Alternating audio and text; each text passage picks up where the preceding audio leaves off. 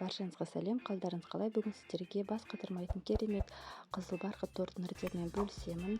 Алдымен артыма тіркеліп қоңыраушаны басып қойыңыздар. Сұрақтарыңыз бар болса комментарийге жазыңыздар.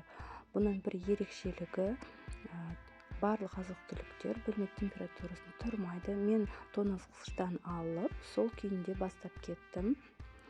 Бұл рецептпен мен көп мәрте қызыл барқыт тортын жасадым. Қызыл түсті қоспасаңыз ақ барқыт жасауға болады, немесе какао қосып шоколадты барқыт жасауға болады. Өте керемет рецепт. Азық-түлік мөлшері сипаттамада жазылып тұрады. Тура видеодағыдай жасасаңыздар, сіздерде де керемет торт шығады.